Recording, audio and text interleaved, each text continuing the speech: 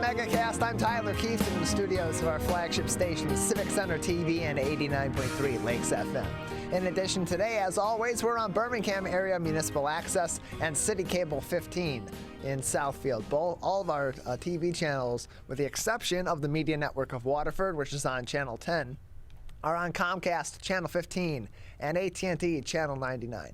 Find us on the radio, of course, on 89.3 Lakes FM and lakesfm.com, as well as 88.1 WBFH, the BIF, a service of the Bloomfield Hills School District. We're also online, facebook.com/CivicCenterTV15 and facebook.com/LakesFM. And you can always find us on CivicCenterTV.com by clicking on our Watch Live link or viewing us in the small play at the top right of the homepage on your computer web browser. But don't fear, if you're on your mobile phone, if you're out and about, and you still want to watch the Megacast, you can watch the Megacast on your phone by scrolling to the left margin of the screen on CivicCenterTV.com and clicking on the Watch Live link, selecting play on that player, and then all of a sudden, here I'll be live from 10 a.m. to 12 noon with you. And you can also watch the rest of our regular programming throughout the day.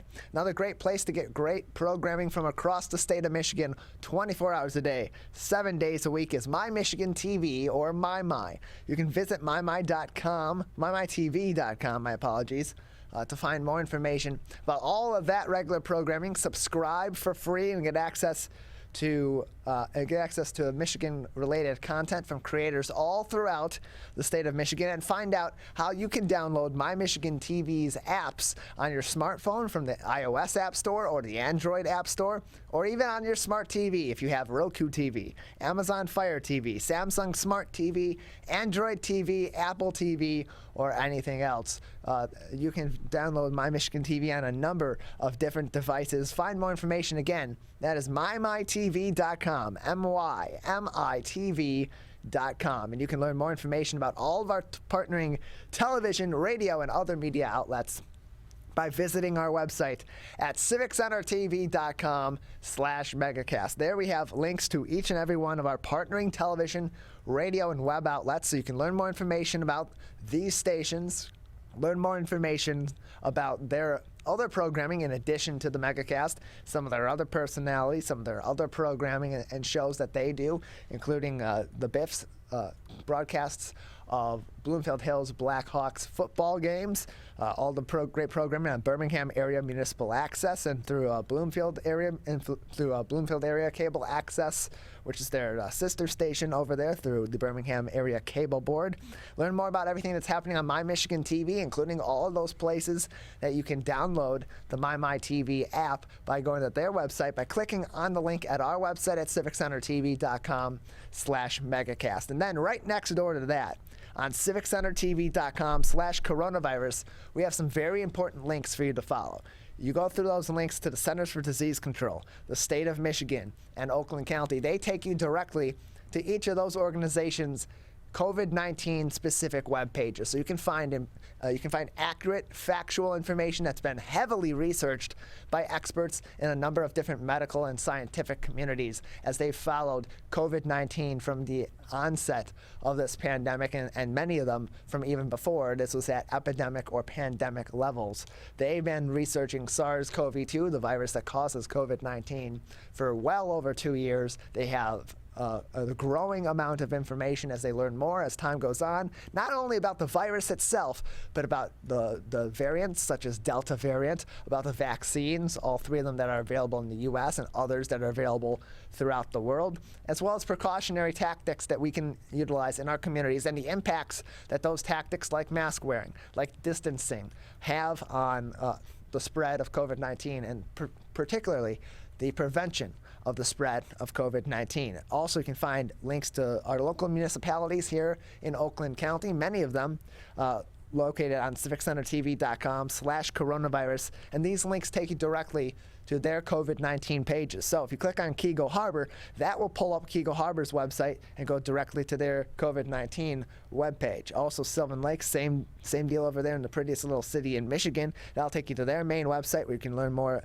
information about COVID-19 and how it's affecting the city of Sylvan Lake. Same deal with Rochester Hills, with Pontiac, with Auburn Hills, with many of the other communities here in the Oakland County area, where you can learn more information. That's again at civiccentertv.com/coronavirus. And in addition to all of that information, of course, we have our top stories each and every day related to COVID-19 and to other important information that's affecting your hometowns here in southeastern Michigan and all across the Great Lakes state. And as we continue through the COVID-19 pandemic, we also approach another flu season. Last flu season, very light in comparison to previous years, mostly because the scientific community says because of the precautions that we were taking against COVID-19, many of which are similar precautions that can be taken to prevent the spread of the seasonal flu. This article from the Oakland Press, with the start of flu season just weeks away, the Oakland County Health Division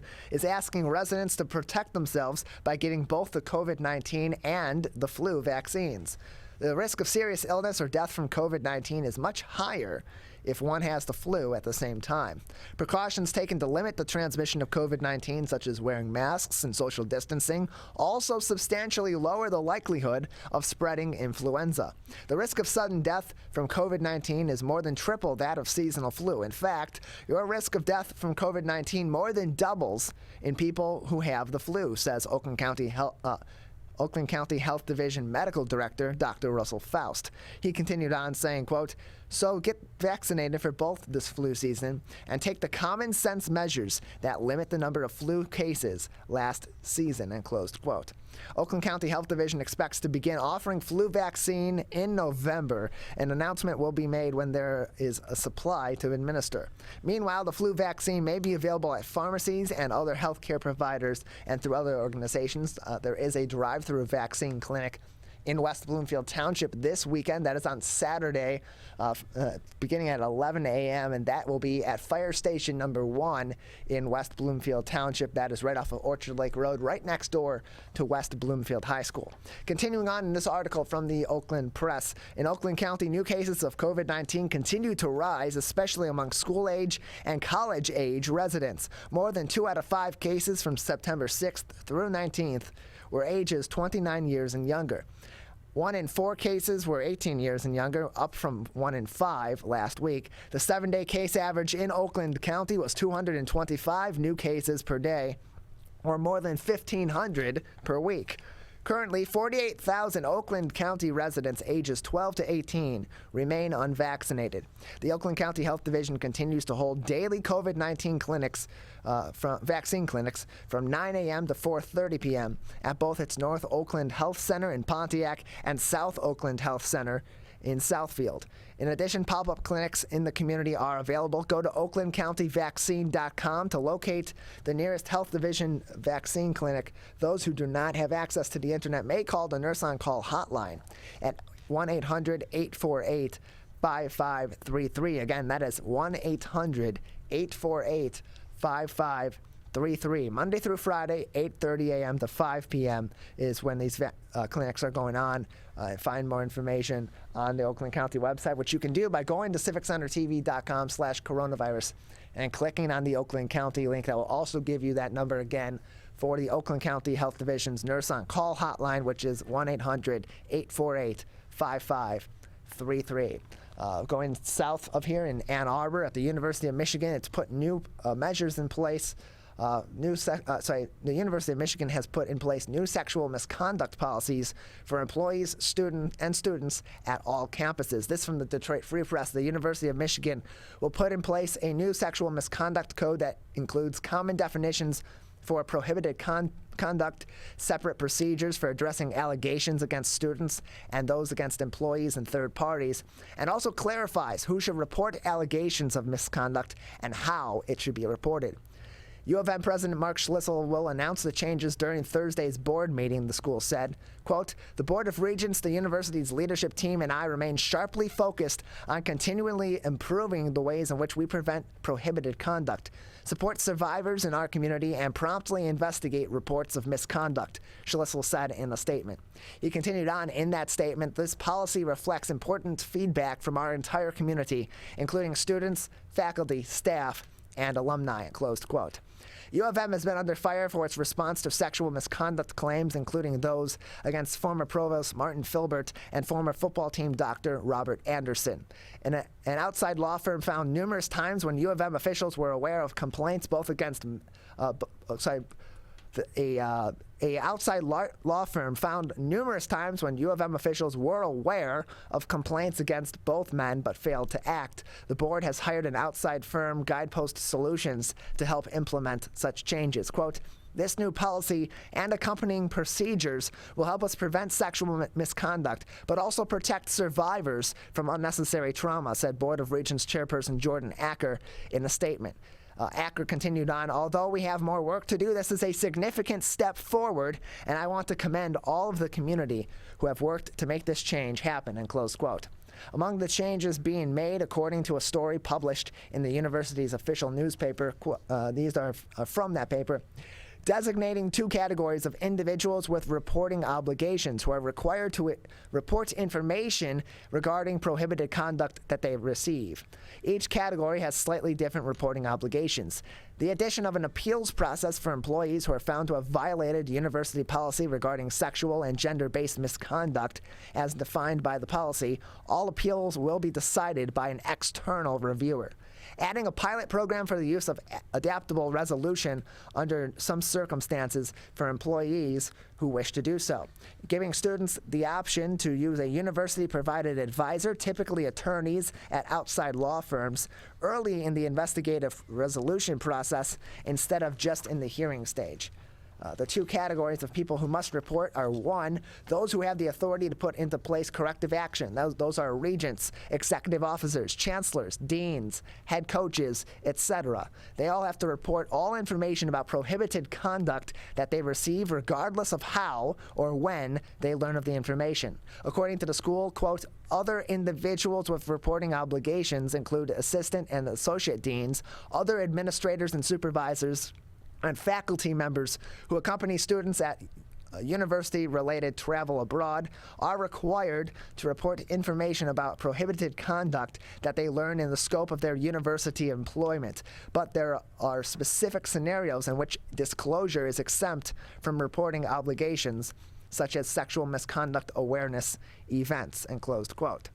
For students, the process will continue to have live hearings with cross-examination by advisors. However, those advisors, typically attorneys from outside of the university, will be allowed to be involved early in the process once an allegation has been made. So, new policies announced at the University of Michigan to help prevent sexual misconduct, or at the very least, in this case, mostly from what's been reported in this article from the Detroit Free Press, to better go about reporting these cases of sexual and gender-based misconduct early, getting those processes of resolution, whether it be the termination of an employee from the university, whether it be a mediation process, or whether it just simply be the beginning of the investigation, that it happens as soon as possible, so things don't fall through the cracks for decades, like what happened with the alleged scenario with Dr. Robert Anderson, or former Dr. Robert Anderson, the late former Dr. Robert Anderson,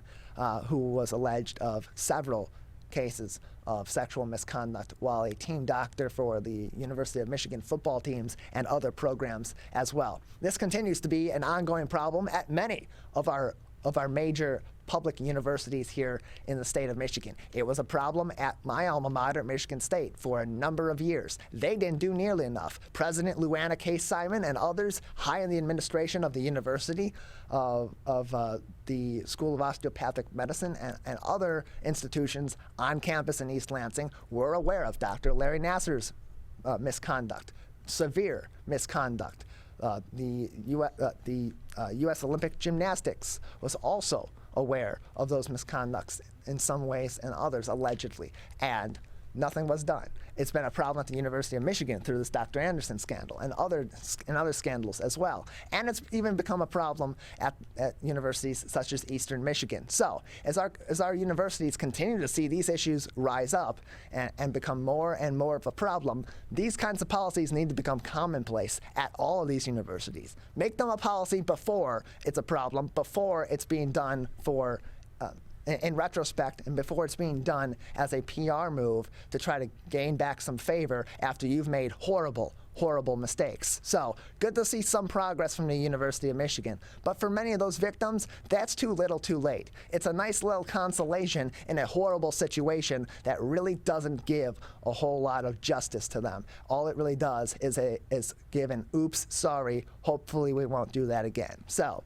more pressure needs to be put on these universities to take these policies seriously and put measures in place that allow students, that allow faculty, that allow employees to report misconduct of any kind in a quick fashion and in a fashion that's going to be believed and taken very seriously by these institutions, many of which are public institutions that benefit from our tax dollars that shouldn't go toward supporting people that are committing severe cases of misconduct.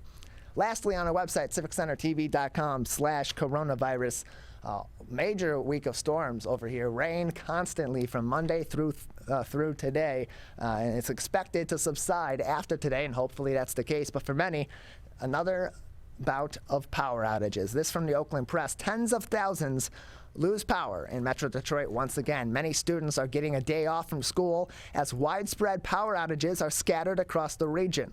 More than 77,000 DTE Energy customers are without power Thursday morning after windy weather the prior day.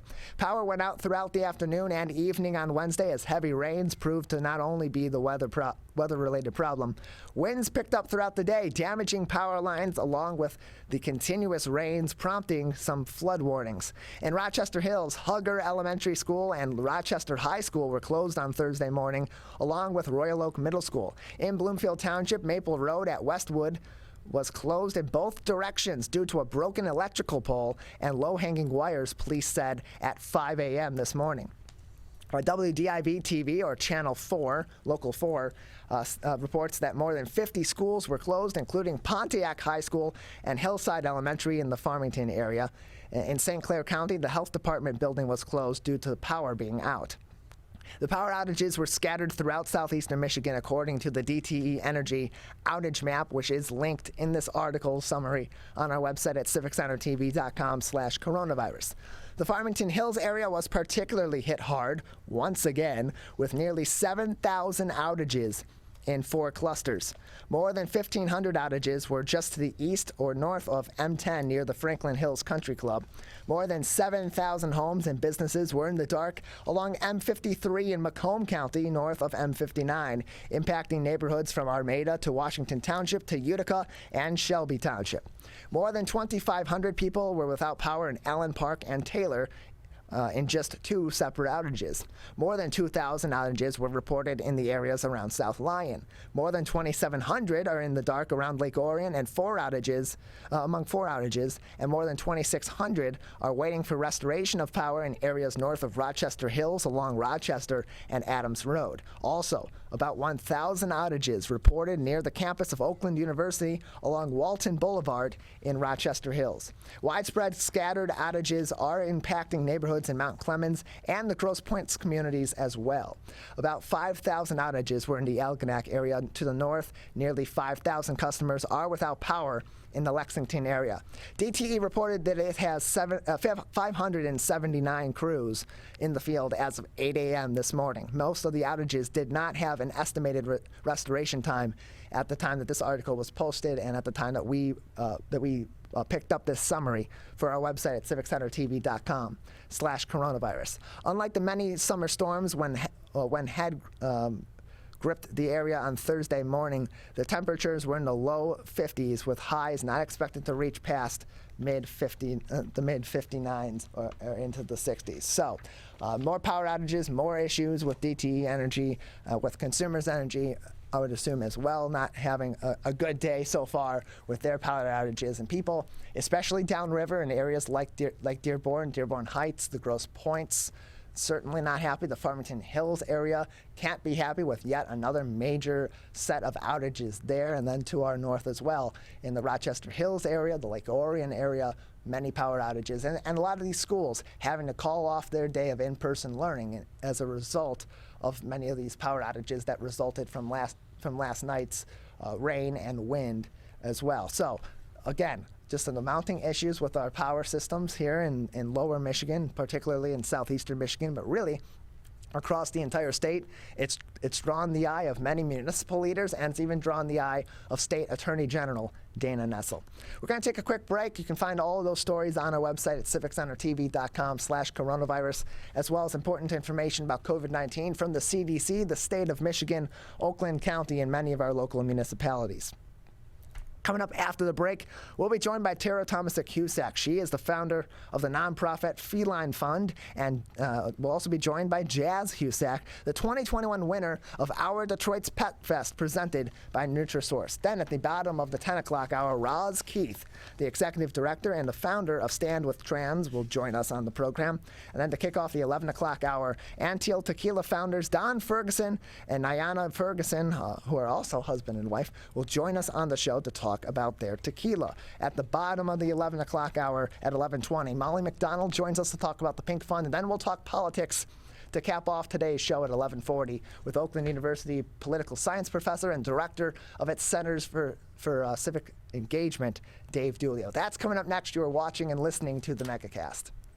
We may come from different organizations, but we work together to protect the Huron River for everyone. Neighborhood storm drains carry water directly to local creeks and streams. No filters, no treatment. Storm drains also help reduce street flooding when it rains. So clearing storm drains and the areas nearby of trash and leaves helps keep them for rain only. It is easy to do your part by adopting a storm drain. Find a storm drain, check it, and clear it every month. So keep storm drains for rain only. There's one water, and it's ours to protect. We as Michiganders feel connected to this resource in a way that I think is really powerful. Conservation starts with a caring, committed community. For me, it's peaceful to have a relationship with the river.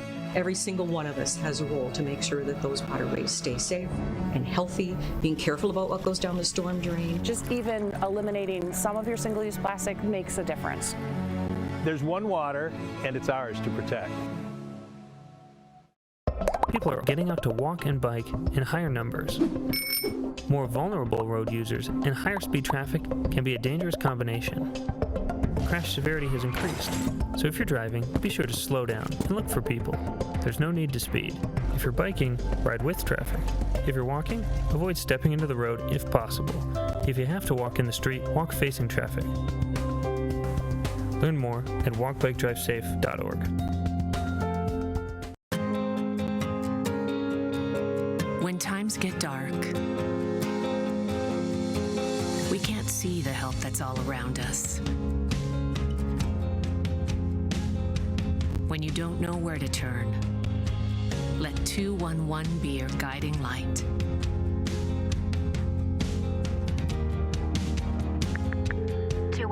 How can I help you? Our guides are ready to connect you with the help you need.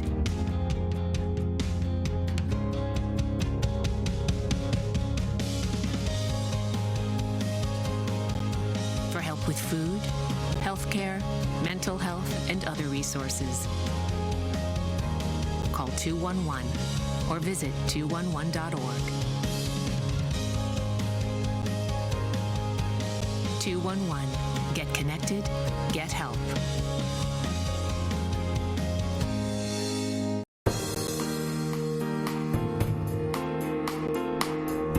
Welcome back to the Megacast. I'm Tyler Keith, alongside studio producer and board operator Calvin Brown in our studios in West Bloomfield Township, where we broadcast each and every day live from 10 a.m. to 12 noon. If you miss any of our interviews or any of our full episodes, you can find those on demand, usually by mid-afternoon, on our website at civiccentertv.com/coronavirus/Megacast. And there's also more important information also over at civiccentertv.com/coronavirus. But for all of our on-demand content, that is at civiccentertv.com/Megacast.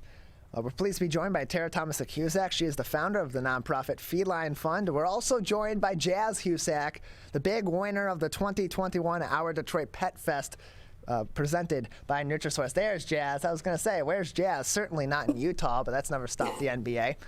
Tell us a little bit about Jazz, the big winner of this Pet Fest this year. Yeah, so Jazz turned 7 years old on Saturday. So he is a Devon Rex cat from Canada. He does not enjoy photo shoots, is what we've learned, and video shoots as well. They always say don't work with kids or pets, but he prefers a quiet lifestyle, I'll say. So the spotlight's got to be something different for Jazz then. Well, how's he been taking it? How's he been taking all this fanfare from Pet Fest from our Detroit?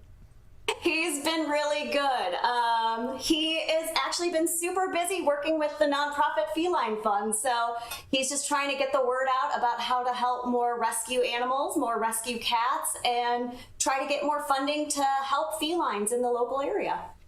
We're joined by Tara Tomcsik-Husak. She is the founder of the Feline Fund, as well as the big winner of the 2021 Our Detroit Pet Fest, Jazz Husak, joining us on the Megacast. So Jazz definitely has a unique personality, as all cats do. They all take on their own unique kind of personalities and have their weird quirks. What's the silliest kind of quirk that Jazz has that makes his personality unique? Well, Devon Rexes are a very interesting breed. So they don't really shed. They have curly hair. They kind of act like spider monkeys. So I would say his hobbies are jumping on top of doors. So he'll stand on doorways all the time. He also, when he's happy, drools like crazy. So he has this like crazy purr and then just looks like a Malamute of sorts where he just drools everywhere. Yeah, I have the same thing with my cats. They drool all over the place and all over me all the time when I'm petting them. I have two cats. I have a black tabby and an orange tabby, and Jax and Idol.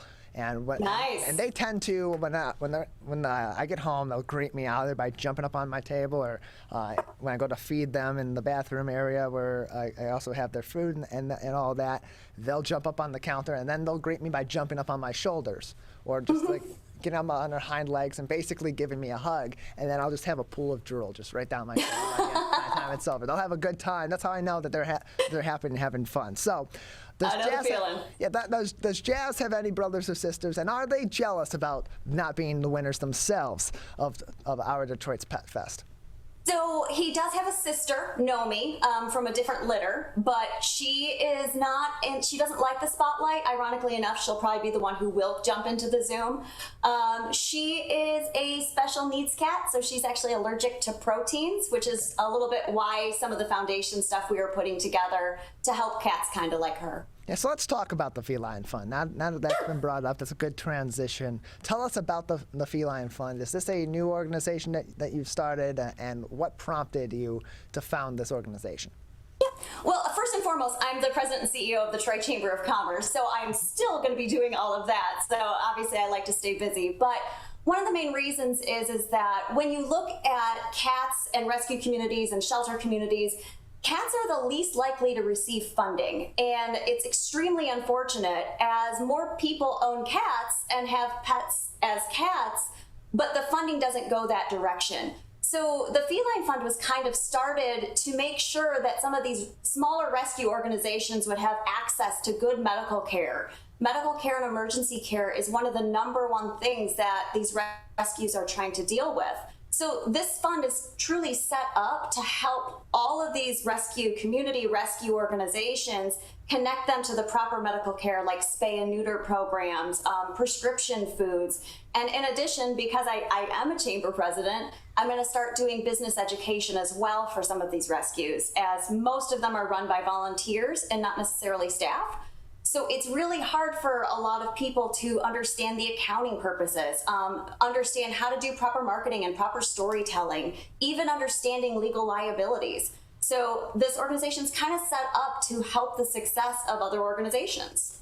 We're joined by Tara Tomcsik-Husak, the founder of the nonprofit Feline Fund, as well as Jazz Husak, who's up and about the 2021. There he is, the 2021 winner of Our Detroit's Pet Fest, brought to you by Nutrisource. And so the Feline Fund is helping these different rescues and these different organizations provide the services that they need for these adoptable cats that can be very expensive, that can be very extensive for their volunteer base as well. As they're fostering these cats, they're working on adoption processes. They're going through all the legalities of an adoption process to make sure that these cats are going to good homes, and that those that are taking these cats into their homes are legally obligated to be treating them with the utmost respect. And on top of that, the biggest thing is probably the medical care, especially the spay and the neuter and any other issues that may happen when they do, that may be there when they do rescue these cats. In many cases, rescue cats are very ill when they are rescued and when they are found. They're also very young and vulnerable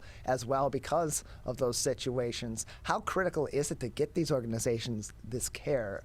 Are many rescues in our local area subject to some of the pitfalls of not having this kind of support? Of course. I think one of the main factors too is as you're looking at these rescues, like I mentioned, they're volunteer run. So what happens is that there's no dedicated person to help them fundraise.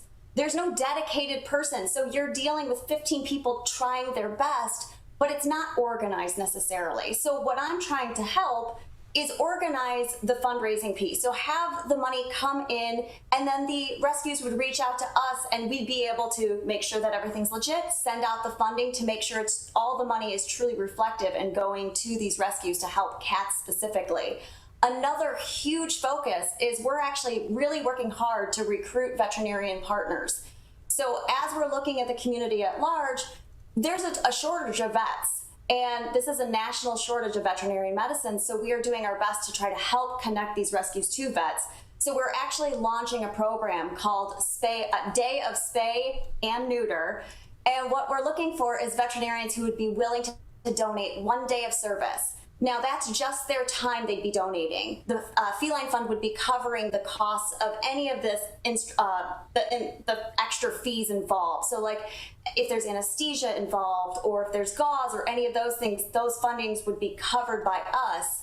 But we just need some vets who would be willing to donate their time. Our goal is to get as many cats spayed and neuters as possible, as this is a hard cost, and sometimes this does delay the adoption rates. And what that means is that as we have a lot of these cats in foster homes of sorts, if they can't get an appointment to get spayed or neutered, they also can't get adopted. So some of these waiting lists can be so long and hold these rescues where they could be getting them to their new forever homes, but they don't have that opportunity yet. So we're really working hard to try to work with veterinarians. So if any veterinarian is listening and is interested in becoming a partner with us, to please go to felinefund.org. We're joined by Tara Tomcsik-Husak, the founder of the nonprofit Feline Fund, as well as Jazz Husak, the winner of 2021 Our Detroit Pet Fest presented by Nutrisource. There's Jazz again, the happy winner of Pet Fest in 2021. So Tara, we have a lot of different rescues here in the Oakland County area and even more throughout lower Michigan and across the Great Lakes state. But a lot of people may not know that these organizations that there are so many of these in their community, and the impact that these organizations have on the feline population in the state of Michigan. Why should people be supporting these local shelters and these local adoption agents, local pet adoption agencies, instead of looking for potentially a breeder of cats instead? Well, obviously, there's enough cats in population-wise that are all looking for homes. Now, I'm never going to discredit those who go with breeders. That's not the case. But then if you do, give a donation to some of these rescue cats to help them find their homes. I think if people realize that a lot of people fund organizations, dog organizations are highly more funded than cat organizations. One thing as well is 71% of cats that enter animal shelters are actually euthanized, and that's a big concern. So trying to make sure you're working with your local shelters, your local rescues, and finding that cat, or as I like to say, let the cat find you the perfect home, then it really does matter a lot. I think truly it's making an impact in the feline community. And hey, who doesn't want a pet that has an opinion? So cats are very opinionated and they're full of love and they're wonderful. And as I've been working with the Michigan Pet Alliance, I'm a board member there, we're seeing such amazing rescue organizations doing such great work. And as much as I can do to help promote the work that they do is a goal of mine, because truly the ideal situation is more cats adopted, more cats finding their forever homes. So tell us a little bit, Tara, about some of the adoption organizations and these shelters and these rescues that the Feline Fund has been working with so far, and how your work and your help has helped them thus far provide better service to these cats, and then to ultimately to those that are adopting them as well. Well, as we're a very brand new organization, a lot of it is still kind of building the partnerships and the relationships. While I would love to say I have all of these rescue organizations that I'm working with, I'm always looking to recruit more. So I'd hate to pinpoint one organization over another. It never does give a good look in that way, because I know they're all working very hard. But it's truly a statewide organization. So we're looking at rescues out in Kalamazoo. We're looking at rescues out in Grand Rapids. So it's not just Metro Detroit. It's actually statewide. So a lot of it is just finding the right person and making sure we're getting their information out. These rescues are so dedicated, and you're hearing their stories. I have calls with them at 10, 11 o'clock at night on a Tuesday, where they just went out and did some TNR to get some feral cats. And it's very difficult. So as like I said, they're very strained for work. Our goal is obviously to get people to pay attention. Go to felinefund.org. Go to the Feline Fund Facebook page, Instagram, Twitter, LinkedIn, all of the above, because what we're planning on doing is showcasing a lot of the great work that these rescues are doing, so you can find which rescue works best for you as well when you're looking to adopt. We're joined by Tara Tomcsik-Husak. She is the founder of the nonprofit Feline Fund, with us today on the Megacast. And Tara, how can these rescues and these shelters get in contact with the Feline Fund and let you know what they need, and then where does the process go from there in terms of getting them the help that they need? It's very simple.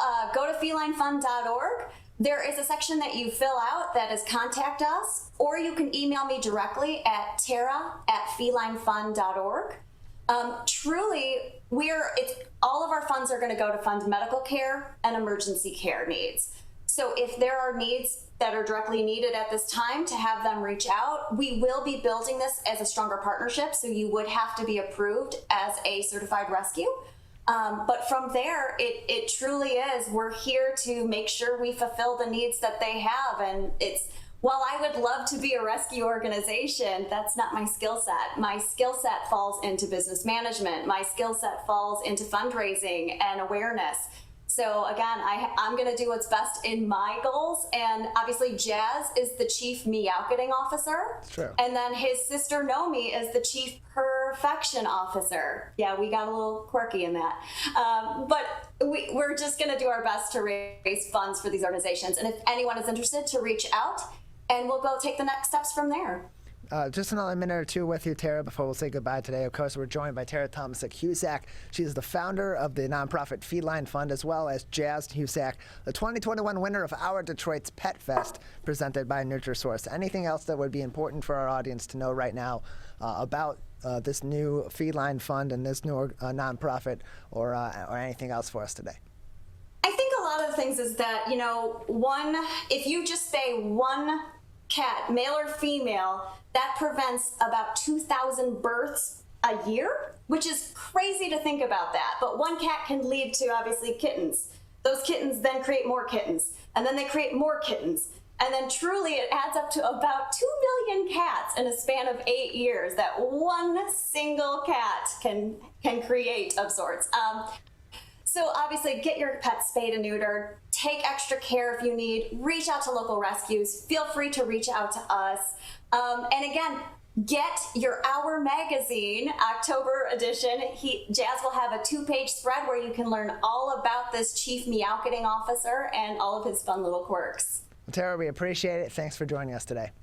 Thanks. Have a great day. You as well. Learn more information about the Feline Fund by visiting felinefund.org. You can also provide donations there and get in contact with Tara, with Jazz, with Nomi, and the entire team over there at the Feline Fund as well. We're going to take a quick break. On the other side, we will be speaking with Roz Keith, the executive director and the founder of Stand With Trans, as they are presenting Stand With Trans's second annual Trans Empowerment Month in October of 2021. We will talk about that entire month-long celebration and awareness-raising campaign coming up next. You are watching and listening to the Megacast.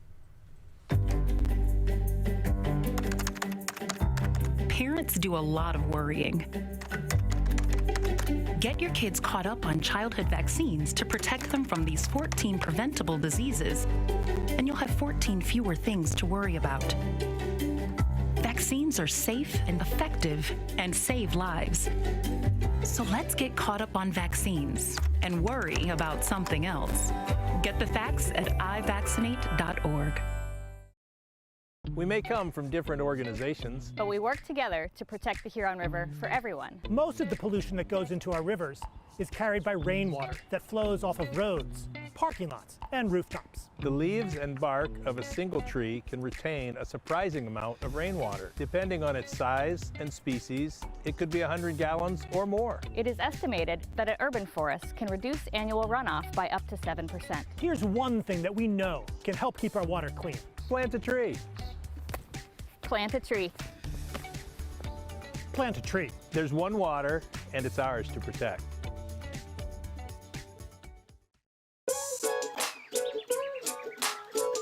One of the things you can look for in your friends is a change in behavior. These can be big changes, they can be small changes in mood, physical appearance. They may be sleeping less or sleeping more, drinking more, or their eating patterns may be different. One big change that can be pretty obvious is change in motivation. Do they no longer want to play basketball? Do they no longer want to play video games?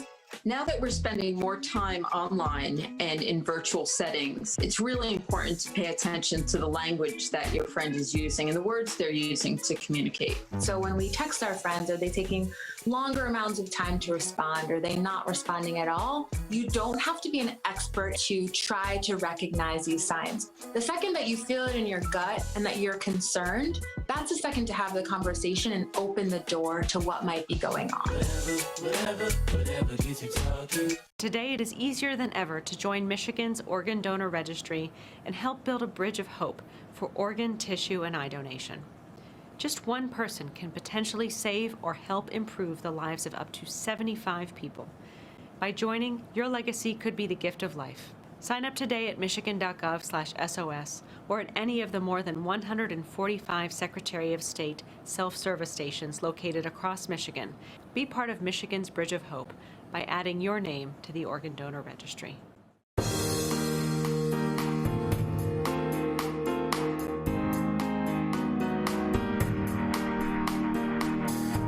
Welcome back to the Megacast. I'm Tyler Keith in our studios here in West Bloomfield Township, where we broadcast live from 10 a.m. to 12 noon, Monday through Friday, each and every week. You can find all of our interviews and our full episodes on our website at civiccentertv.com/Megacast, as well as learn more information about all of the different places that we are broadcasting each and every day. I'd read through them after every break, but we only have 2 hours in this show, and that's a lot of time. We have to cut an interview out, and we can't do that. We got so much important things to talk about. I'm really excited to be joined by our next guest, Roz Keith. In 2013, her son came out as transgender, and while she was helping him navigate the transition socially, emotionally, psychologically, and medically, she also was focusing on how she could help other people in the transgender community through those situations as well, and provide help to the greater community and raise awareness on transgender issues. We're pleased to be joined by Roz, the executive director and the founder of Stand With Trans, with us now on the Megacast. Roz, thank you for being with us today. Oh, thank you for having me. It's my pleasure. Appreciate having you on. So let's start off by talking about the second annual Trans Empowerment Month in 2021. This is a celebration that's aiming at raising awareness for gender diversity, empowering youth, and educating the community on gender-related issues. Tell us where you came up with the idea for Trans Empowerment Month and why you initiated that.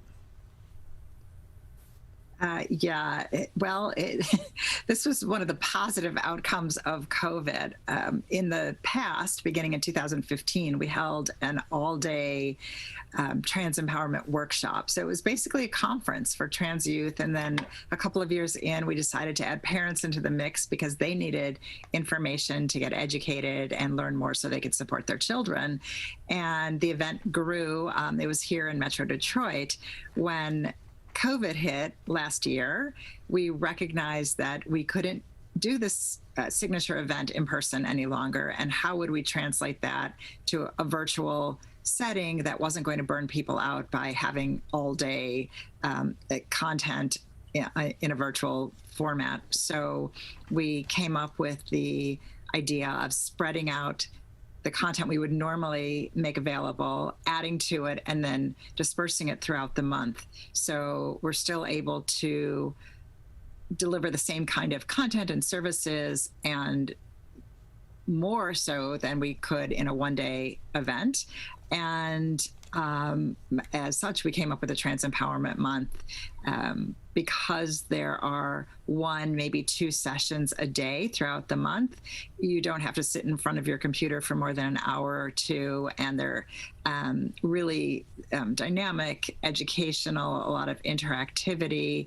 And while our audience is trans youth and their families, in particular parents and caregivers, it's really for anyone who wants to learn more, folks who work with youth, educators, school staff, medical professionals, mental health providers, really, anyone you can think of who might interact with young people. And it just gives you a better understanding of what they're going through, a different perspective on gender diversity. And because it is such a marginalized group, we want more people to be educated, and we know that the education leads to greater support. We're joined by Roz Keith, the executive director and the founder of Stand With Trans, with us today on the Megacast. Stand With Trans is a 501c3 nonprofit whose mission is to provide the tools needed by transgender youth so they will be empowered, supported, and validated as they transition to their authentic life. The organization was founded in 2015 and continues to do great work to this day. And I loved the point that you made on providing education to people throughout the community as well, because certainly there's been greater visibility in recent years, especially over the last year or 2, for the trans community, for the non-binary community, and in general for the LGBTQ plus community as well. But transgender isn't something new. Non-binary isn't something new. There have been plenty of people throughout history who have been transgender, who have been non-binary. The visibility has increased, but the concept, but the existence is not new, and it's important for the community to become more aware of those issues. What kind of educational materials are provided through Stand With Trans so that people can put themselves in the perspective of trans youth, put themselves in the perspective of people that may be non-binary, and learn about what goes through that experience of transitioning to, as it's marked in the description of this organization, to their authentic life? Well, the work that we provide is really life-saving, and we've had parents and youth use those exact words with us. And the work really falls into 3 areas. One is education, and that could be training businesses and corporations, which we're doing more and more of. We provide parenting content, and that could be, we ran a series last year, it was Ask the Expert, and it was just on Facebook Live. So we had a variety of providers, from a pediatric endocrinologist who is a hormone provider and helps youth medically transition, to a psychologist who works with trans folks, to educators. So that's an ongoing program piece that we offer, and we try to make things as accessible as possible. The second area or bucket is direct support. And so while we don't provide therapy per se, we offer a variety of support groups, which have all moved to a virtual Zoom format over the last 18 months. And those are free. Anybody can access. We have tween group, we have teen groups, we have parent groups, we have a non-binary young adult group. So all you have to do is register. You'll get the Zoom link. It's private, and they're run by experts and trained professionals. And then the other piece of it is community and social, which has been really tough over the past year and a half. People need to connect. They need to know that they're not alone. That was one of the biggest things for us when my son came out, is that we didn't have anyone to talk to. And my son said, I don't know anyone like me. And that's heartbreaking as a parent. You know, you want your kids to fit in, you want them to have friends and to have a social life. And when people feel so isolated, and the pandemic has not helped that piece at all, it's really hard to kind of just, you know, move through your day. You need to know that you have a community. So we have signature events. We do a winter Share the Love event, which is typically in person. We do a family picnic. This summer, we were able to squeeze that in, and we came back to our picnic, which is in the Metro Detroit area. And it's just a great day for families to hang out. We also try to provide some ongoing events for youth. A few years ago, when Pokemon Go was the rage, we had a meetup and the kids ran all over town looking for Pokemon, and then we took them out for ice cream. So those are really, you know, the areas, and the program is always changing. We do everything from Trans Day of Visibility events to LGBT history, Trans Day of Visibility. This November will honor Trans Day of Remembrance. And so it's really just, it's giving voice, it's showing representation, and really honoring the people who are out doing the work, and that visibility shows others that, you know, there is a light at the end of the tunnel, that they have a future. Youth feel like, well, I could never have this career because I'm trans, or I'll never get a job because I'm trans. And we show them that you can, that you know, you can go to college, you can have an amazing career, you can have a family. I know that's one of the big things with parents. They feel like, oh, no, I'm never going to have grandchildren if my child is trans or my child is queer. And that isn't true. You know, trans people can have families just like everyone else can. There are lots of different ways to create a family. We're joined by Roz Keith. She is the executive director and the founder of Stand With Trans. With us on the Megacast, learn more about her organization, this 501c3 nonprofit that's providing so many great resources and supports to the trans community and their families as well at standwithtrans.org. And so at this year's second annual Trans Empowerment Month celebration, what will be some of the featured events, the featured discussions that will be had that would be interesting for people to attend and people to take in as well at this time? Thank you for asking that. So we have more than 50 sessions throughout the month. For anyone 24 and younger, they are all free. You register one time and you have access to the entire month. And we kick off, our keynote is with a woman named Aurora Higgs. She is a trans woman of color who's just remarkable. She's a PhD candidate. She is an advocate. She's an outspoken person who talks about trans rights, advocates. She works with Virginia Commonwealth University. She works with Virginia Planned Parenthood.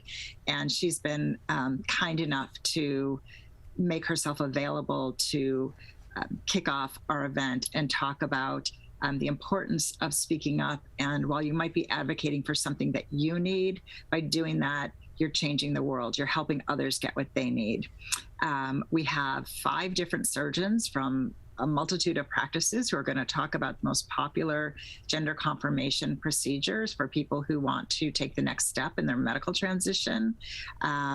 We will have a non-binary panel that's going to, each person on the panel will talk about their coming out story.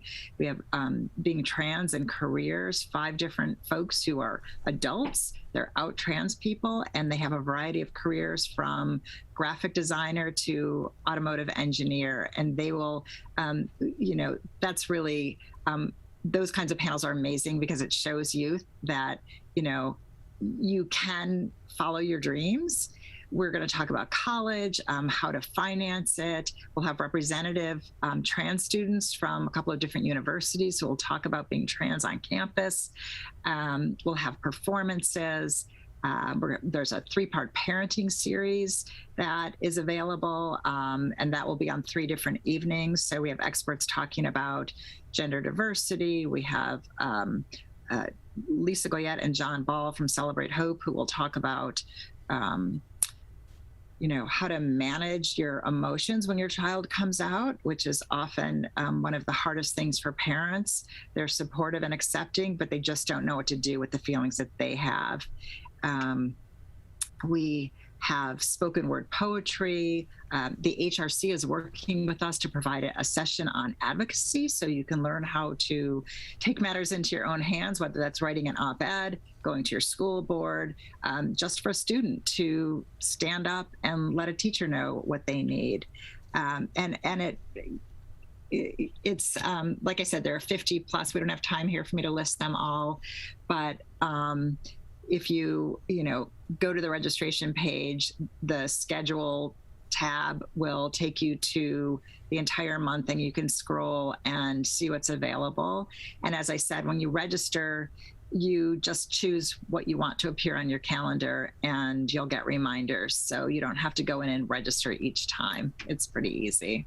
We're joined by Roz Keith. She is the executive director and the founder of Stand With Trans. Join us today to talk about the second annual Trans Empowerment Month celebration through this 501c3 organization. Learn more information, register, and find out all about those many programs during the second annual Trans Empowerment Month in October by going to their website at standwithtrans.org. You can also learn more information about resources that are available through the organization, such as many of those support groups, as well as information for the medical side of things as well, so you can get sound advice from people who have been through these issues, through families and through trans youth and trans adults, non-binary youth, non-binary adults who have had their life experiences and are able to put those into play here to help other people that are experiencing many similar processes right now and situations in life also. Again, that is standwithtrans.org. And Roz, I want to talk a little bit about your journey to begin this organization. So your son came out as transgender in 2013. How did your son's experience coming out and then the experience of living life as his authentic self from that point on, how did that inform your leadership of this organization and both the resources and the advocacy efforts that Stand With Trans puts forth for the trans community, the non-binary community, and others as well?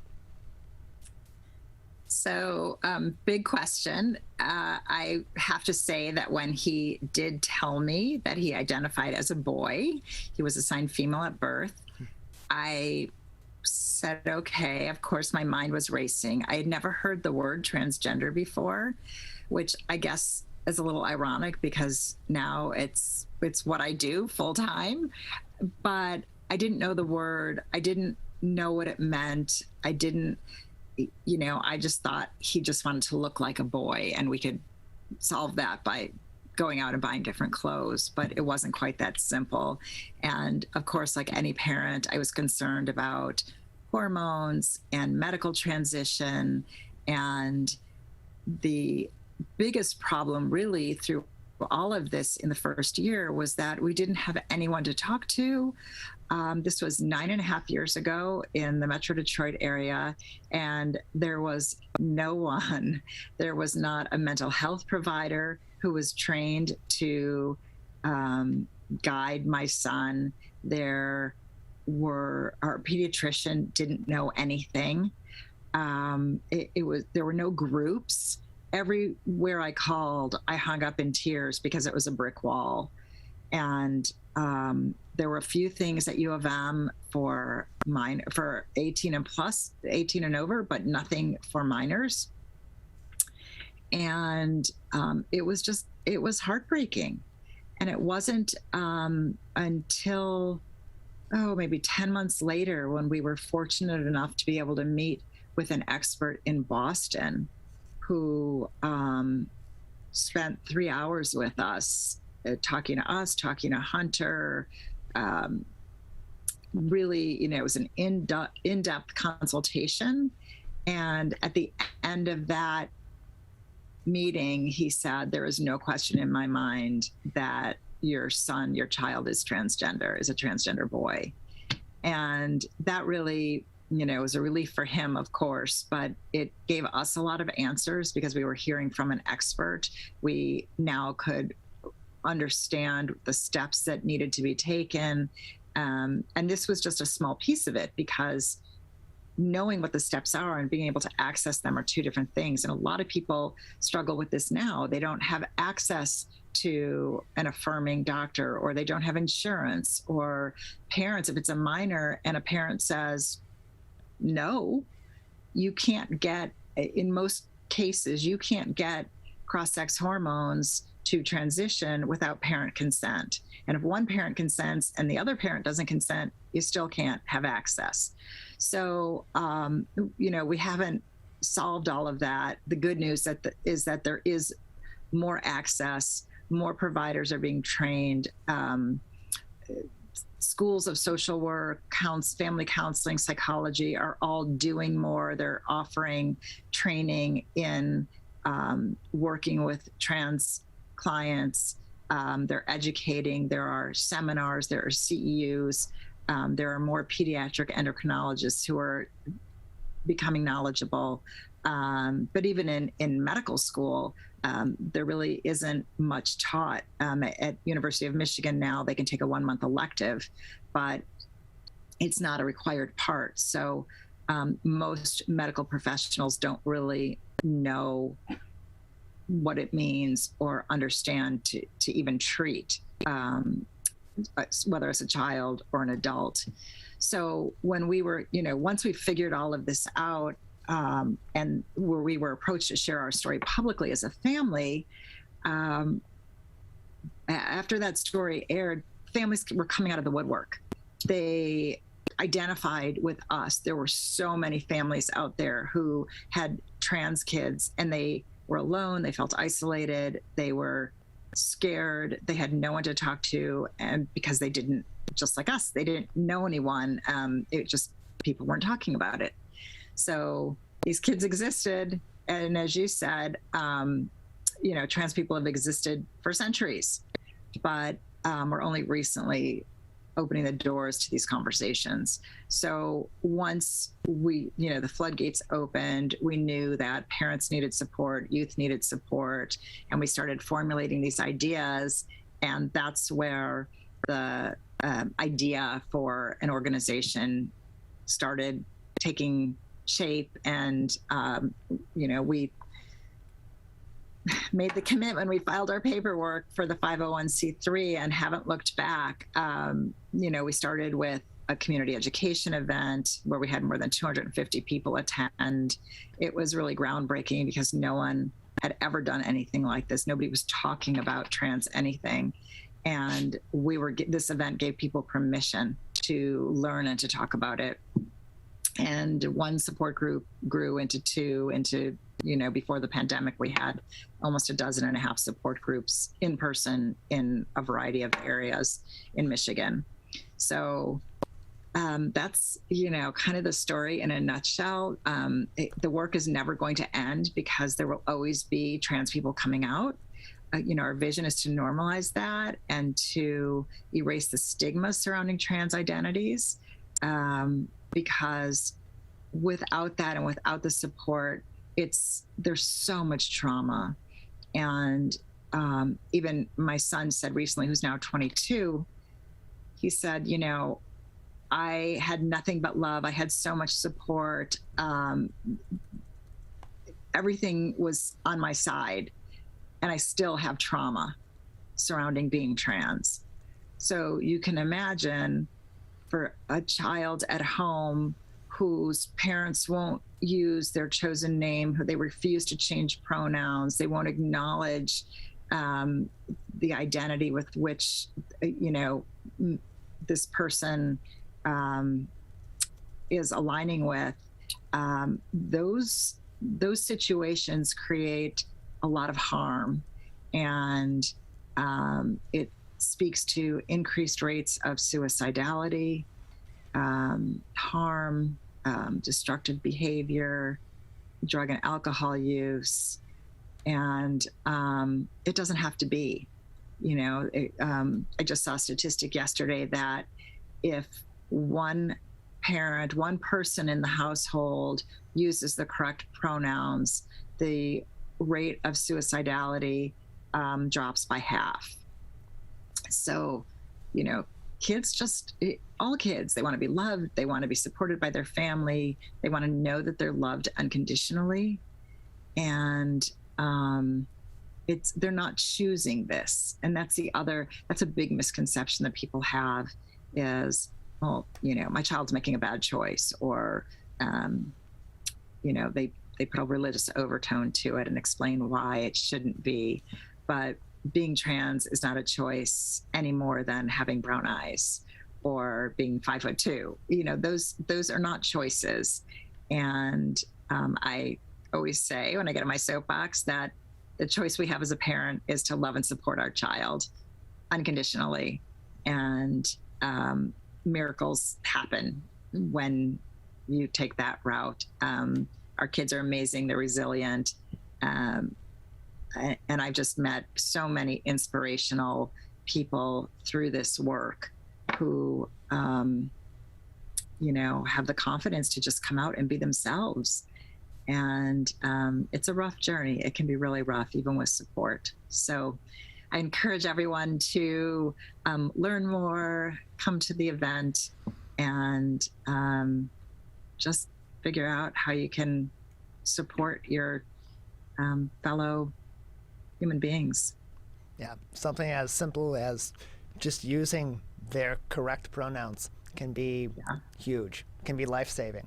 And this advocacy work, the educational work, certainly the supportive work that's being provided by Stand With Trans and other organizations like it is so important, and it is becoming more important as time goes on, and as we fortunately have people in the trans community and the non-binary communities have the confidence to live their true life and be their true self and be their authentic self. But we also need that support in the greater community as well, because as we've spoken before with Dave Garcia from Affirmations, things have definitely changed, and there's been a lot of good that has changed over the years, but there's still a long way to go. And so, Roz, anything else for us today that we should know before we say goodbye about Stand With Trans, about the upcoming Trans Empowerment Month, or anything else that your organization is doing at this time? Follow us on social media at Stand With Trans, and on Instagram, it's at Stand With Trans MI. We're on Twitter, Instagram, Facebook, and TikTok. There's a little surprise on TikTok if you follow us there. And you can always donate. We are a 501c3 nonprofit, which means that all your donations are tax deductible. And definitely sign up for Trans Empowerment Month.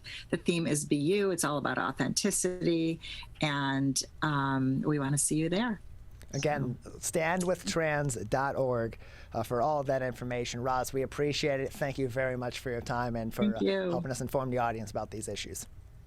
Thanks, Tyler. I appreciate it. Appreciate it. Again, standwithtrans.org, where you can register for their Trans Empowerment Month programming and learn more about all their advocacy work, all the resources that they provide. If you are trans youth, or you have trans youth in your family, or non-binary youth in your family, that are in need of these supports or in need of these resources, could use these resources to better your lives, please visit their website at standwithtrans.org. We're going to take a quick break. On the other side, we will be joined by Anteel Tequila founders Don Ferguson and Ayanna Ferguson on the Oakland County Megacast on our family of stations, including our radio stations, 89.3 WBLD Orchard Lake and 88.1 WBFH Bloomfield Hills. The Megacast returns after this. A message from the staff of Michigan's Crime Victim Compensation Program. Anyone can be a victim of crime and suffer lasting trauma, physically, emotionally, and financially. But you are not alone. If you're struggling financially due to a crime, we're here for you. Find out if you qualify for crime victim compensation. Call 877-251-7373 or visit michigan.gov/crime-victim. A message from the Michigan Department of Health and Human Services, Division of Victim Services. You see certain things get reincarnated in your children.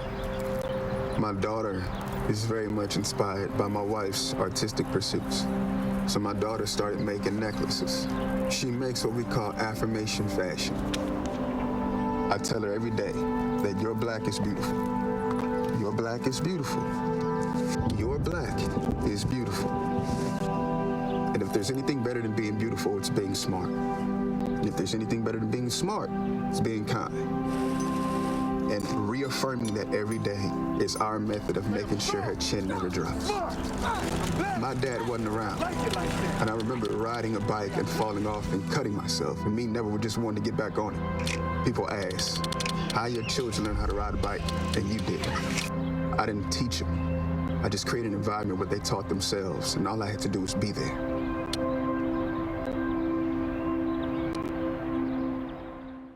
Whether you're the city, the county, or the Huron River Watershed Council. As partners working together to protect our water resources, we agree. Pet waste is the source of harmful bacteria in the Huron River. When it's left on the ground, it can wash into the storm drains. These lead directly to our streams. No filters, no treatment. Here's one thing we know that can help keep our water clean.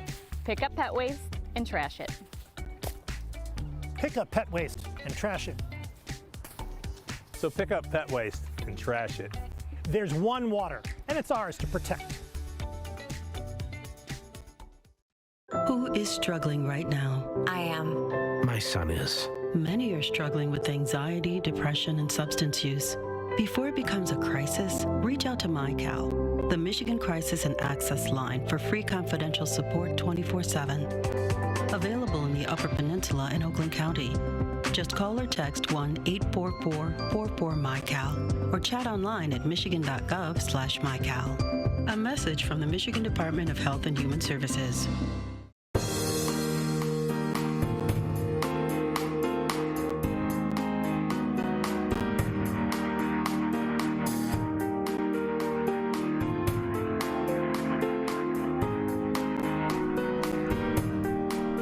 Welcome back to the Megacast. I'm Tyler Keith here in our studios in West Bloomfield Township, where we broadcast each and every day on CivicCenterTV.com and a number of other places as well. On Civic Center TV, of course, on our Comcast Channel 15 and AT&T Channel 99 cable television stations in the greater West Bloomfield area and in most of Oakland County. We're also on a number of different television stations, radio stations. We're on the web as well. You can find all of those resources and all those places where you can watch the Megacast live and on demand by visiting our website at CivicCenterTV.com/Megacast. And our next guest, pleased to be joined by them. We're heading into the weekend pretty soon. On the weekends, people like to have a whole lot of fun times, and sometimes those fun times involve tequila. And so we're pleased to be joined by the founders of Anteel Tequila, Don and Niana Ferguson, joining us now on the Megacast. Fergusons, thanks for being with us. Thank you. Good morning. Good morning. Good to 5 have you o'clock with us. somewhere. Yeah, exactly. So tell us a little bit about Anteel Tequila. Whew, Wow. Just a little bit? Where do we start? We'll give them more.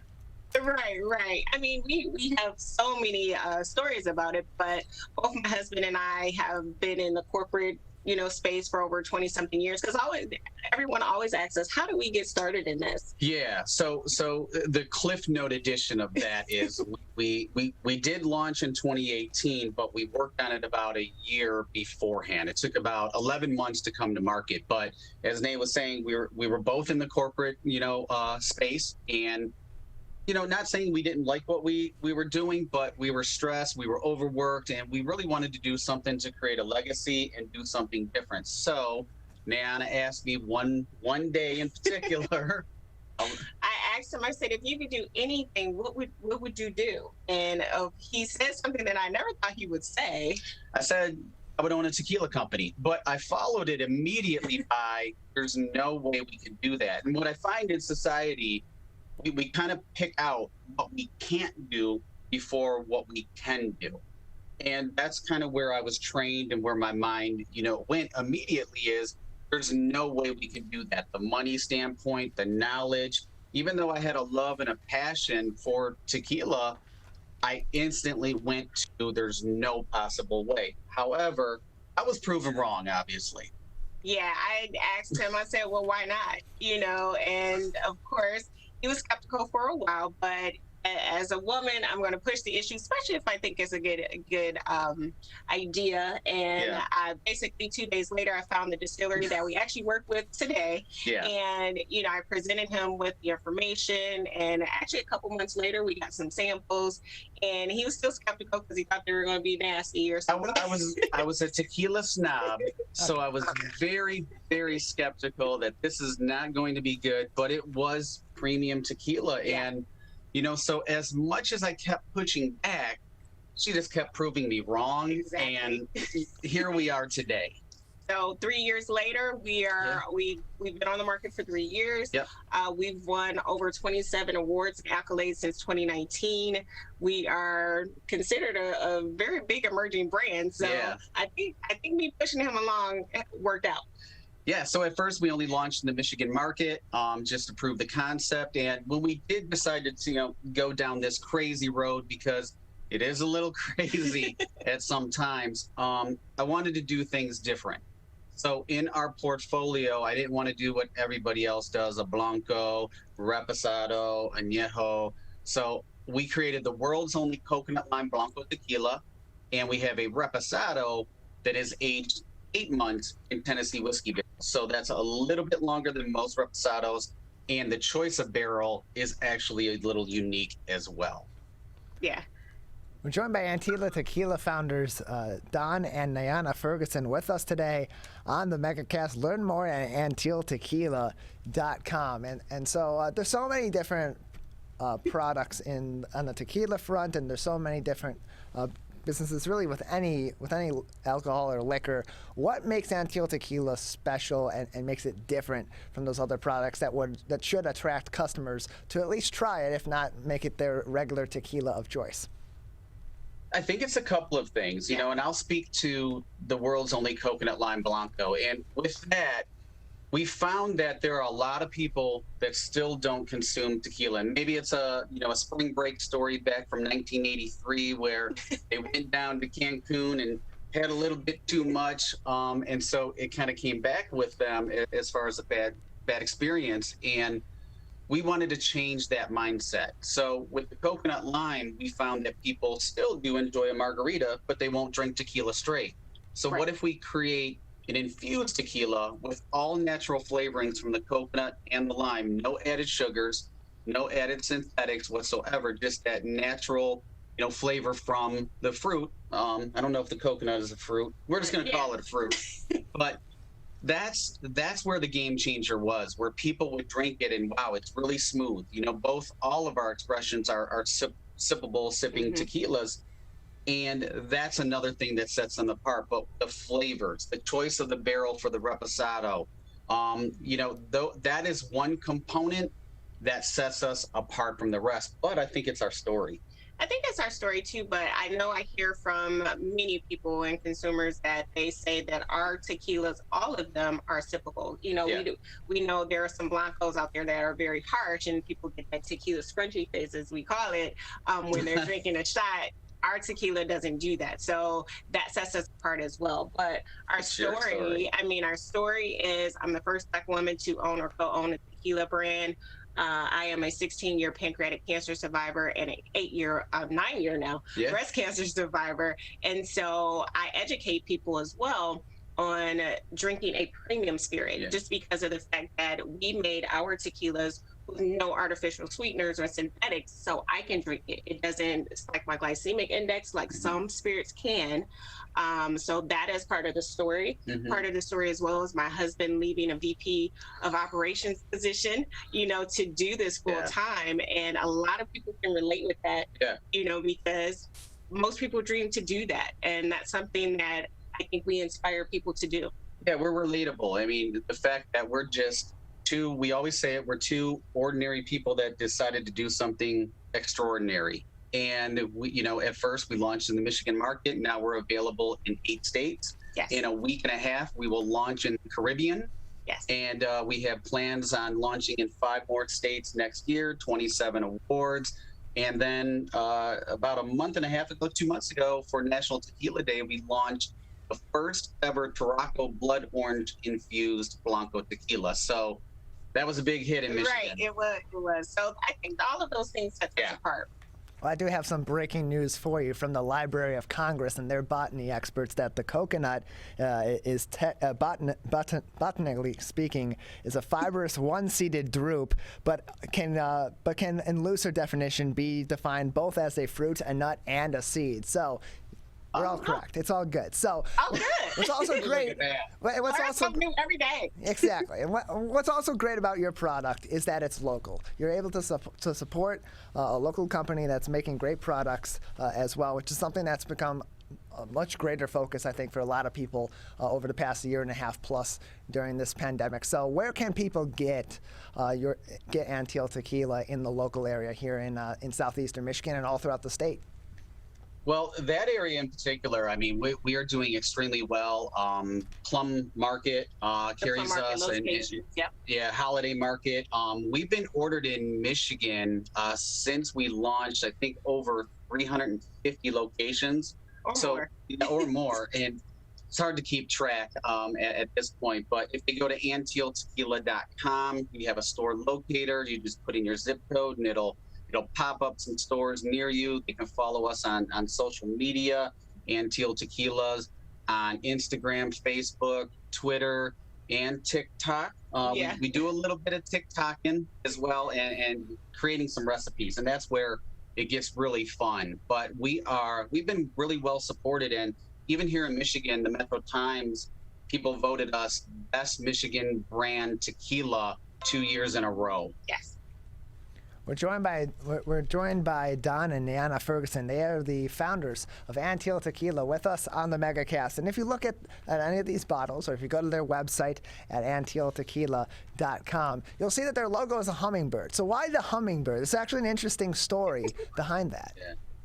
Yeah, it is. It's actually a personal story between Don and I, and it is something that we wanted to do. We wanted to be different. Yeah. But the personal story, I'll tell the personal story, is that when we got engaged, and we were in the Dominican, and we got engaged, and you're celebrating life, and we were at dinner, and we started talking about our life together and things like that, and things that we were going to do, and we started seeing hummingbirds. Yeah. So that's a personal story that we always kept with us. And on that trip, that was the first time that we ever talked about the potential, the fantasy of a tequila brand, and to see hummingbirds. But my hummingbird stories, actually take me back up north, staying in Charlevoix, actually rescuing a hummingbird and having, the ability to hold a hummingbird, and it just flew out of my hands. So that was just something that always resonated with me. And when we wanted to create a logo, we wanted a logo like Apple, like McDonald's, like Nike, something that would really stand out and be different, and then create brand identity. But then there's also that story with it. And so many times, sitting in an office in corporate America, I felt that, for 14 hours a day sometimes, I felt trapped. And when I learned that a hummingbird is a bird that you never see caged, its life essence is all about freedom, being able to go where it wants to go. So as small as they are, in Michigan here, they migrate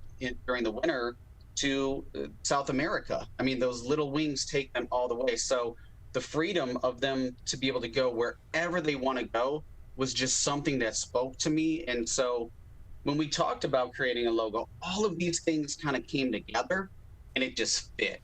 And Anteel is actually, there's a species of a hummingbird. It's called an Antillean mango crested. Yep. Hummingbird. So we tied all of that in with the personal stories that we have, and just the story of the hummingbird, and then many different legends that there are about hummingbirds, and it totally fits with our brand. Absolutely. And our logo. We're joined by Anteel Tequila founders Don and Niana Ferguson with us today on the Megacast. Learn more at anteeltequila.com, and you can also find Anteel Tequila locally and around the area of our flagship station here at Civic Center TV in West Bloomfield at places such as Plum Market on Orchard Lake Road, Maple View Liquor on Maple Road, and Pine Lake Market also on Orchard Lake Road. There are some of the many places that feature Anteel Tequila. So for those that may not be familiar, you also are having a virtual tasting for businesses. You're also holding those as well. How can people get in contact with you in order to schedule some of those virtual tasting events? Best place is on the website, just reaching out, going to the contact page. And that was something that kind of transitioned because of the pandemic. There were no in-store tastings. We had several events, large-scale events that were, set, obviously not in stone because they got canceled. But the pandemic, you have to shift. In any business, you have to shift, and sometimes on the fly. So that's what we did, is we shifted it to going to Instagram, going on Facebook Live, and educating people about our tequilas. And then it just kind of transferred over organically to people reaching out to us to do virtual tastings for their own personal events. And then we got into the corporate world where Neana and I met on Match.com, and we shared our story of meeting with Match, and they booked us for an online virtual tasting for 150 team members, which was just incredible. So things go full circle. But if that's something that a company or an organization is interested in, is going to the website and using the contact page, and we'll get back to you.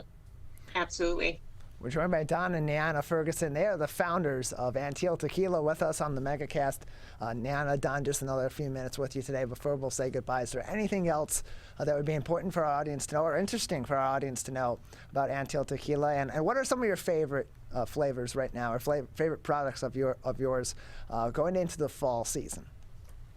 So, we do a lot, actually. Right now, I love making a apple cinnamon margarita. Yes. That is going to be one. I do a pumpkin spice, so everybody out there that loves that pumpkin spice and goes a little wild for it, we do a pumpkin spice cocktail as well. But going into the fall, just a lot of those nice fall flavors. The blood orange will probably be coming back to the Michigan market. That might be a first. Right. Nobody knows, but it could be breaking news right here.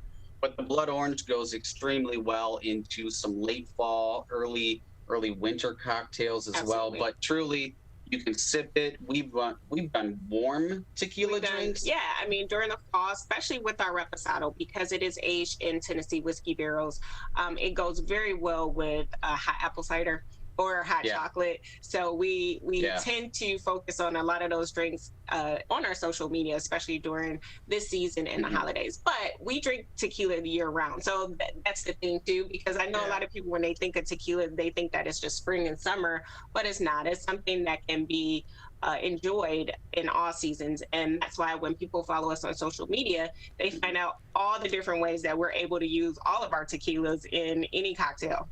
But our friends in the Michigan market, like a great cocktail to make is warm up some apple cider, pour in about an ounce or two of Anteel Reposado, a little bit of fresh nutmeg, swirl it around. You have a fantastic, cool, rainy, which it's been lately, cocktail, and it'll warm you up. We're joined by Don and Neana Ferguson. They are the founders of Anteel Tequila, with us on the Megacast.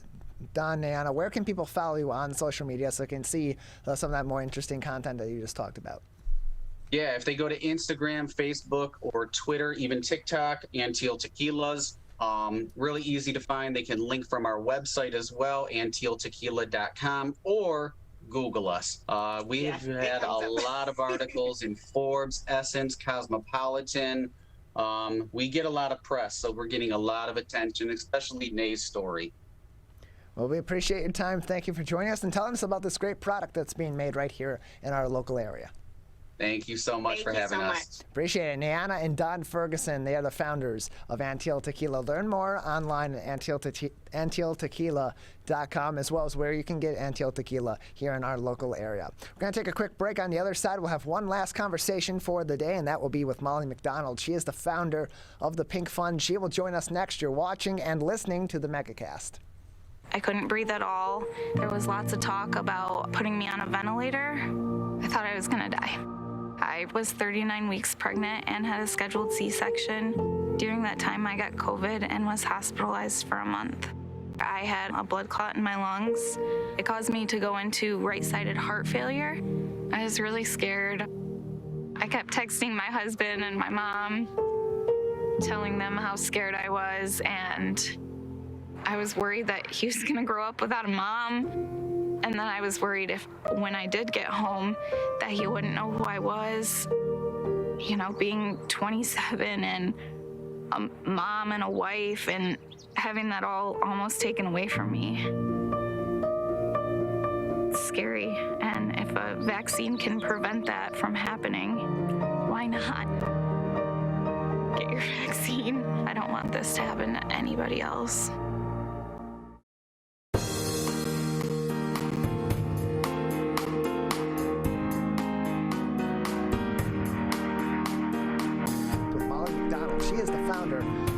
Fund and joins us once again on the Megacast. Molly, thanks for being with us. Thank you for having me. Appreciate having you on. So for those that are unfamiliar, maybe this is the first time they've heard of the Pink Fund. They haven't watched our previous interview with you about the Pink Fund. Tell us a little bit about the organization and what it does to help people in our community. So basically, the Pink Fund is an organization that works in the space known as financial toxicity. If you think of toxicity as a financial burden when someone is undergoing cancer treatment, many women and some men in treatment for breast cancer are unable to work and they lose their working income. And often that will cause them not to adhere to their treatment protocol, which affects their long-term survival. So at the Pink Fund, we step in and provide up to 90 days of non-medical financial aid by making payments to their creditors for housing, transportation, utilities, and insurance. And by removing that burden from them, they're able to focus on their treatment. And that provides them with one less thing to worry about. Of course, Breast Cancer Awareness Month is coming, and the Pink Fund is kicking off Breast Cancer Awareness Month on Friday, October 1st, with Dancing for Survivors. It's a dance party at Campus Martius Park in downtown Detroit. Molly, tell us a little bit about this event, and how it was organized and what people can expect if and when they do attend that event on October 1st. So we're inviting the public to come down free of charge to Campus Martius from 11 to 1 p.m. on Friday, October 1st for a dance party. Ben Sharkey and his septet will be performing a number of Motown tunes, and we also have a DJ, Invisible, who will perform a series of various songs that people can just come out and dance and celebrate. You know, we've all been kind of held in our homes and not able to get out in public as much as we'd like, and so we wanted to kick off Breast Cancer Awareness Month with dancing. Also, Fred Astaire Dance Studios and their professional dancers will be performing, and dance has been proven to boost everybody's mood. You listen to the music, you move your feet, you have to concentrate. It's just really a celebration to begin the month. Nationally, we'll be working with dance studios and others who want to raise money through dancing, either by putting together TikTok videos, and just to raise awareness that while in active treatment, many individuals lose their income and are unable to work, and then that, as I said earlier, affects their ability to adhere to their treatment protocol. We're joined by Molly McDonald. She is the founder of the Pink Fund with us on the Megacast. And so you mentioned part of the reason why you hold an event like this right now, trying to bring people back together in some way or some form, give people a fun outlet to express themselves, to communicate with other people after the isolation of the past year and a half. Now that it's a little bit safer than it was a year and a half ago to do something like this. But what else was the motivator behind this? Why a dance event, and why right now? So we used to have Dancing with the Survivors, and that was an in-person event, and we can't do that anymore. So we just really wanted to invite the public to come down, as I said earlier, at no cost to them, to celebrate and dance and just have fun. I mean, breast cancer is a very serious disease, but it has a high rate of survivorship.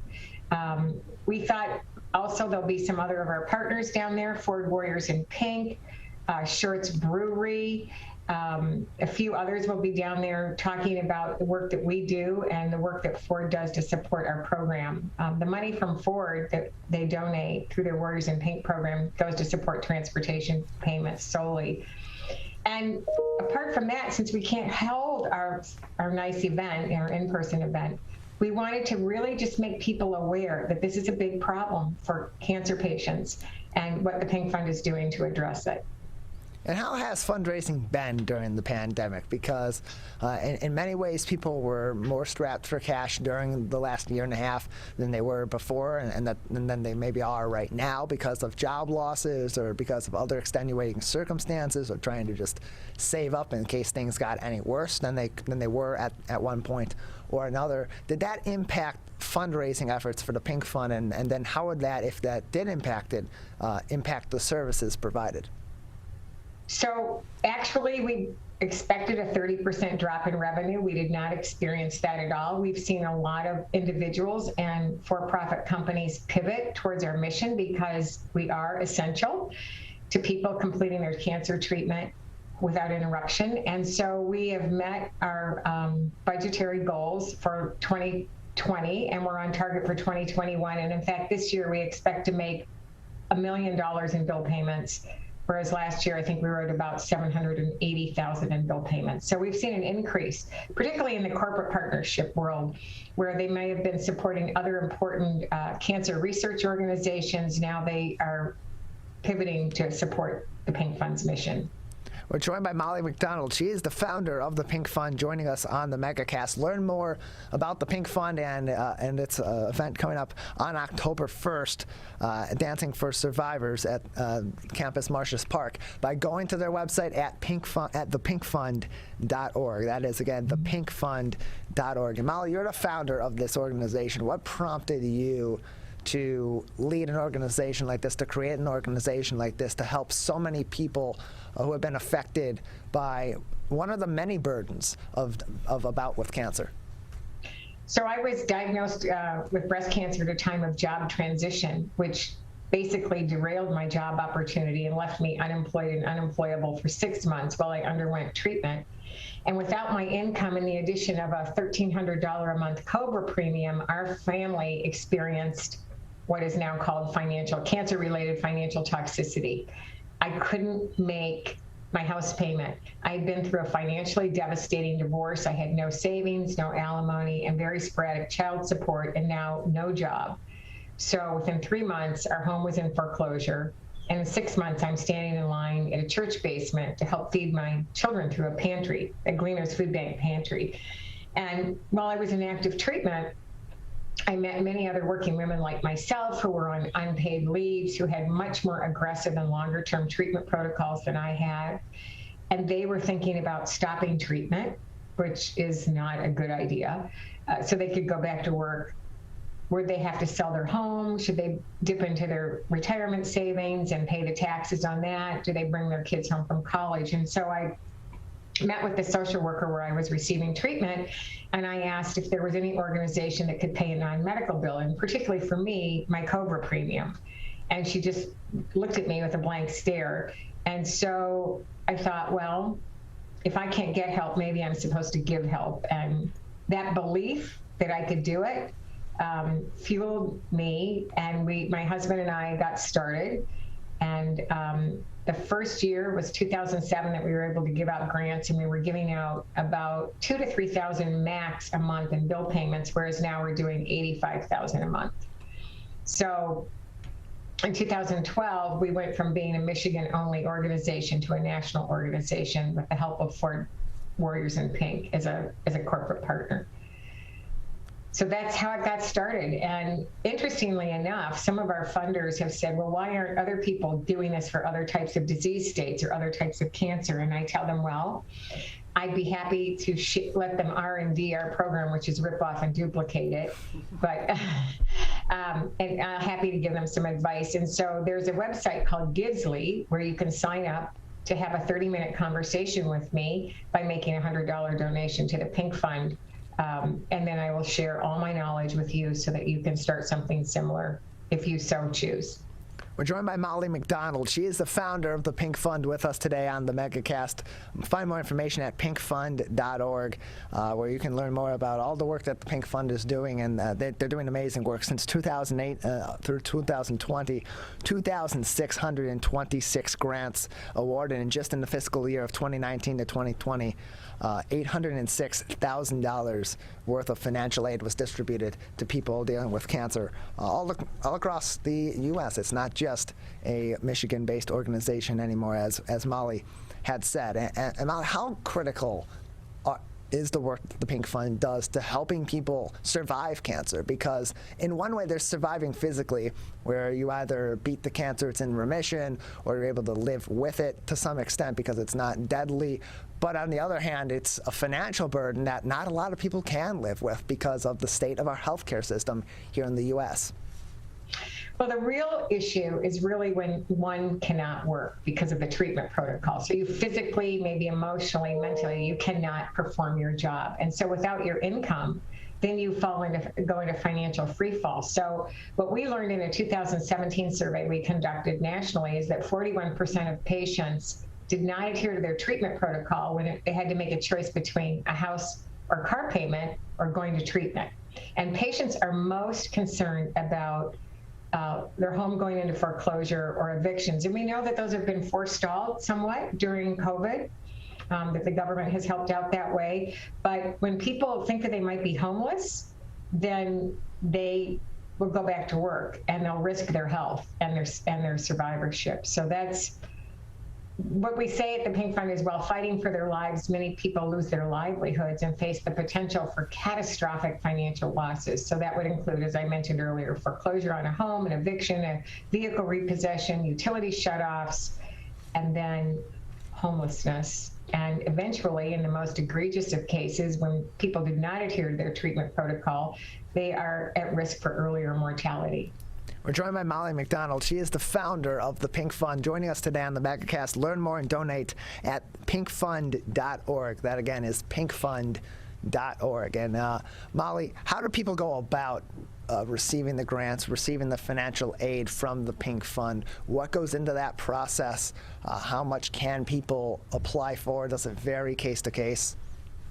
So the first step is when you go to our website, you click on Get Help. And there are 4 pre-qualifying questions that you must answer. One of them is your household income at or below 500% of the federal poverty level. And that chart is right on our website. Are you or your spouse or partner unable to work while you are in active treatment? So we've recently added in, it used to be that only the patient could demonstrate a lack of income, but now their spouse or domestic partner can show that they're unable to work. And that's primarily a result of COVID, with so many individuals unable to work or being furloughed from their jobs. So if one adult in the household, spouse or patient, loses their income, they're eligible. Then is their household income at or below 500% of the federal poverty level? Are they in active treatment, which for our purposes is mastectomy, chemotherapy, or radiation? Then they give us their email. We email them the application. The application is color-coded with icons to make it easier to understand for people who are more visual learners. And then there are some videos on the website that will teach them how to fill out each page of the 6-page application, should they not understand exactly what to do. So then they mail in the application. Currently, we do everything by mail or email. And it's processed by a patient navigator to ensure that all the supporting documentation is in the file. And then it goes to a committee of diverse individuals who work in threes to review the application. The patient will submit the bills they want paid, copies of the bills, not the originals. And then the committee will decide for up to 3 months how many of those payments we're going to make. And then the next day, the patient is notified what payments are going to be made on their behalf. We include the name of the creditor, the account number, their name, the mailing address, and we ask them to confirm all that. And then those payments are made. We also have a fund for women with metastatic disease who are going to be in treatment the rest of their lives and are going on to Social Security disability. We'll make their payments for up to 6 months while they're in the wait period for SSD, where they cannot show any working income. We're joined by Molly McDonald. She is the founder of the Pink Fund, joining us today on the Megacast. And Molly, the financial struggles of dealing with cancer go beyond when the end of your treatment, go beyond the end of treatment. How long does the Pink Fund provide funds that would then be able to support these patients that are dealing with the financial struggles of about with cancer? So it's 3 months. And we call it a financial bridge. And then after that, we refer them to other organizations that might help them cobble together additional support. That's one of the struggles we have. We'd love to add a 4th, 5th, or 6th month onto our program, but we just don't have the funding to support that. We're joined by Molly McDonald, the founder of the Pink Fund. To learn more information, donate, and join them for their live programming on pinkfund.org. And Molly, over the pandemic, a lot of organizations began to go from having in-person events or doing a lot of in-person supports to switching to virtual. I see on your website that you've been holding virtual support over a Facebook Live series. Is that series still ongoing? And if so, what does it feature and how can it help people that may be dealing with financial struggles of dealing with cancer themselves or a loved one? So a lot of that material on the Facebook Live is still relevant. We are not doing that again this month or in October, but it's around how do you optimize your insurance, it's around health literacy. How do you understand some of the terms that are thrown at you as a patient? It's around support, where else to get support, and just how to manage that cancer journey. I do want to say that we recently conducted a study with the University of Michigan around financial toxicity and the gaps that patients identified. And one was, at the beginning of treatment, they want clarity as possible on the expected costs and timeline of their treatment protocol so that they can plan financially. And we're going to start addressing some of these gaps that patients have actually identified. And then we'll be doing that through either a podcast or an Instagram Live or a Facebook Live in the coming months. We're joined by Molly McDonald. She is the founder of the Pink Fund, with us today on the Megacast. Molly, just a few more minutes with you before we'll say goodbye. Is there anything else that would be important for our audience to know, either for themselves or for their loved ones, if they're dealing with the financial struggles of dealing with cancer, or more about your organization that would be interesting for us to know at this moment in time? Well, I think the most important thing is we are going to be doing more outreach in the Michigan community in underserved areas, both in urban and rural areas, to try to give information to patients, the health navigators, the social workers, the discharge nurses, even the surgeons, who are the first ones to see the patient after they've received a positive diagnosis of breast cancer, to let them know of our service. Because we really want to be able to help more women here in Michigan in particular. And we do have restricted funding for Michigan. Some of our grantors want that funding restricted by state, and we honor that. And so as part of that, we're going to be doing a lot more in the community, probably through Zoom education, because we really can't be walking into hospitals right now and holding events. As you know, as you've said, all the in-person inside events are being canceled. So we're looking forward to addressing those gaps. I mean, I told you about they want clarity at the beginning of treatment. They want a discussion early on about how finances can affect their treatment.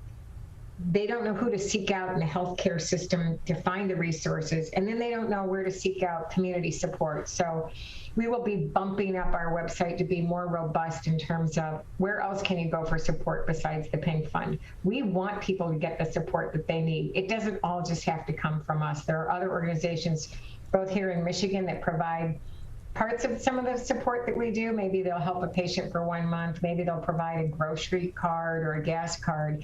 And the unfortunate thing is that the patient has to cobble together these multiple resources, going down lots of rabbit holes to find out what they need. And we're hoping to make that easier in the future by having maybe one portal on our website, one single application, and then that can be sent out to all the organizations that might be able to provide support for them.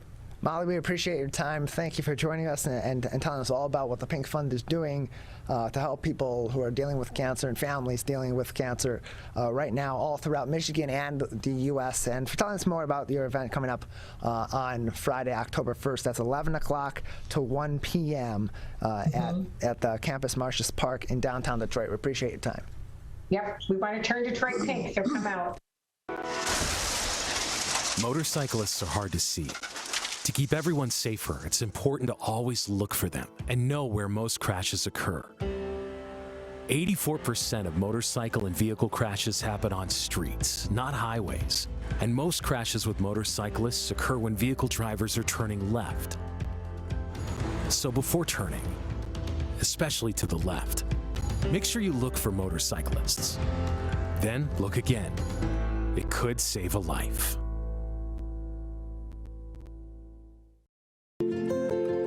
To Sophia and Gabriel, even though these old knees can't follow on your adventure to the forest today, these flowers represent my love. These stitches and threads join us together. And wherever you see a flower, a bird, a beautiful tree, know that my love is with you. Make the forest part of your story at a park near you. Find one at discovertheforest.org. Can I ask you a question? Why did you get your kids vaccinated? It was hard for them to social distance, to be isolated from their friends. I want them to get back to school and sports games. So as a pediatrician, I recommend the vaccine to everyone I know. The boys Ray's lost a former teammate and classmate who was only 20 years old. It's been a devastating year.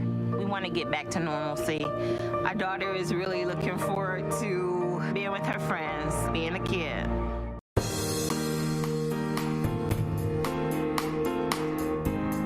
Welcome back to the Megacast. I'm Tyler Keith alongside Calvin Brown here in our studios in West Bloomfield Township, where we broadcast live each and every day, Monday through Friday, from 10 a.m.